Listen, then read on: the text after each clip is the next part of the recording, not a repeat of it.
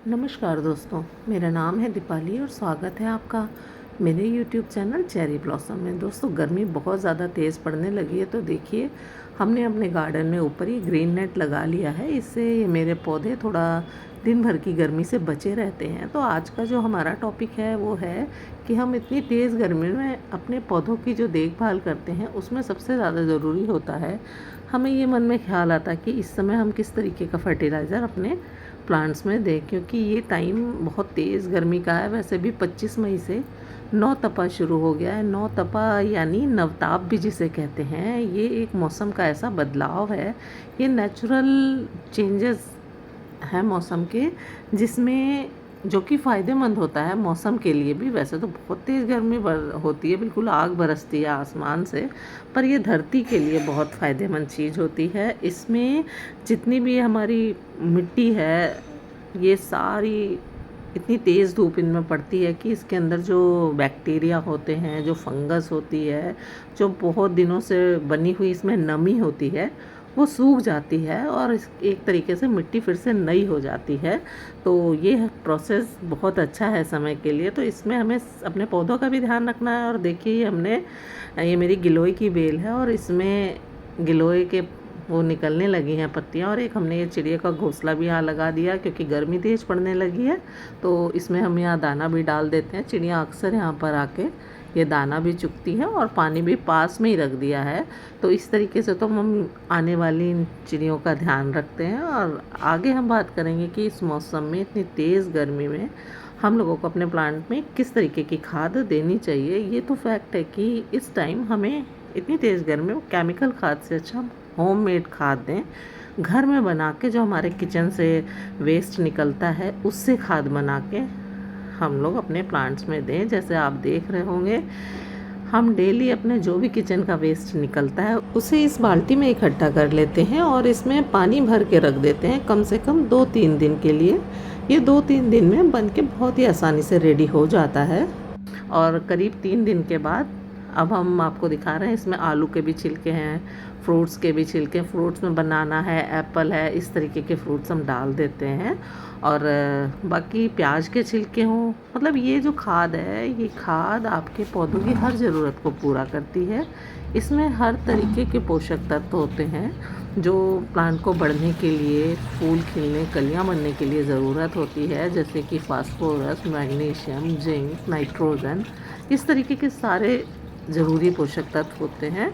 तो हम आपको आज इसी खाद को बनाना बताएंगे। ये 3 दिन के बाद हमने अब इसे अच्छी तरीके से छान लिया है और अब इसमें हम कम से कम 5 से 6 गुना पानी डालेंगे। ये मेरी छोटी सी बाल्टी है, इससे हमने 2-3 बाल्टी पानी डाल दिया और ये देखिए पतला पतला सा ये एक लिक्विड तैयार हो गया है। और इस लिक्विड को आप किसी भी तरीके के प्लांट में डाल सकते हैं, चाहे वो फ्रूट्स के हों, चाहे वेजिटेबल्स के हों, और चाहे ऑर्नामेंटल हों, आउटडोर इंडोर हर तरीके के प्लांट में डाल सकते हैं। इनमें मेन जो 3 चीज़ें होती हैं जो पौधों को ज़रूरी होती हैं, वो है नाइट्रोजन, फास्फोरस और पोटेशियम।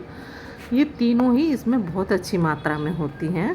जो कि नाइट्रोजन होता है इसलिए है कि ये जो हमारे प्लांट्स होते हैं उनकी ग्रोथ के लिए अच्छा होता है, और जितने जो लीव्स के लिए जाने जाते हैं पौधे, उनके लिए अच्छा होता है। तो आप इसे फ्रूटिंग वाले प्लांट्स में और फ्लावरिंग वाले प्लांट्स में डाल सकते हैं। ये देखिए पुदीना है, इसमें भी हम नेचुरल ही खाद डालते हैं, लिक्विड फर्टिलाइज़र होममेड ही बना के डालते हैं, क्योंकि ये डायरेक्ट खाने वाली चीज़ है। इसे मोस्टली हम लोग कच्चा ही खाते हैं, तो केमिकल जो फर्टिलाइज़र होते हैं उनसे हमें बचना चाहिए। और बाकी अगर आपके प्लांट्स इस समय आपको लग रहा है कि ग्रोथ कम है, तो आप जो मट्ठा होता है, मट्ठे में किसी भी पीतल या तांबे का बर्तन डाल के, या तांबे या पीतल के बर्तन में मट्ठा कुछ दिन रख के, जिसे बटर मिल्क कहते हैं मट्ठा, आप उसे अपने प्लांट्स में देंगे तो भी आपके प्लांट्स की ग्रोथ बहुत अच्छी होगी। ये मेरी तोरी की बेल है। गर्मी बहुत ज़्यादा पड़ रही है, तो इस समय या तो हम इसे वर्मी कंपोस्ट देते हैं, मेरे पास टाइम नहीं है इधर बाहर जाने का, हम भी बचते हैं धूप में बाहर जाने से, तो हम ये लिक्विड फर्टिलाइज़र घर में अक्सर ही बना के डाल देते हैं और इसमें ख़ास बात ये होती है, ये फर्टिलाइज़र एक बार अगर ज़्यादा भी पड़ जाता है तो भी प्लांट्स को कोई भी नुकसान नहीं पहुंचाता है और आपकी प्लांट्स की ग्रोथ बहुत बढ़िया होती है इससे। हम तो इसे हर 5 से 6 दिन में डालते रहते हैं। जितना भी मेरा किचन वेस्ट निकलता है हम इसी तरीके से इसे यूज़ करते हैं। और जो लिक्विड फर्टिलाइज़र बनाने के बाद जो जो वेस्ट निकलता है उसे भी आप चाहे तो फेंक दें। हम तो क्या करते हैं, अपने हर गमले में कम से कम 7-8 गमलों में एक कोने में, एक साइड में थोड़ा थोड़ा सा एक होल करके एक एक 2-2 चम्मच डालते जाते हैं और ये धीरे धीरे डिकम्पोस्ट होकर उसी मिट्टी में मिल जाती है। इसके अलावा एगशेल्स का भी यूज़ फर्टिलाइज़र के रूप में किया जा सकता है। उसमें भी कैल्शियम की मात्रा बहुत होती है जो फ्रूटिंग प्लांट्स के लिए बहुत फ़ायदेमंद होती है, जैसे टमाटर का पौधा है। तो फ्रेंड्स, इस गर्मी में आप लोग भी केमिकल फर्टिलाइज़र से बचें और कोशिश करें कि आपके घर का जो किचन वेस्ट है वो भी बहुत अच्छी तरीके से यूज़ हो। आपको अंदर से भी अच्छा लगेगा जब अगर आप इस तरीके का फर्टिलाइज़र यूज़ करते हैं और अपने प्लांट्स को बढ़ते हुए देखेंगे तो आपको भी अच्छा लगेगा। हमें तो बहुत खुशी होती है इस तरीके से गार्डनिंग करने में। तो फ्रेंड्स, आशा करते हैं आपको मेरा ये वीडियो पसंद आया होगा। तब तक के लिए आप और आपके प्लांट खुश रहें, गुनगुनाते रहें। Take care friends, bye.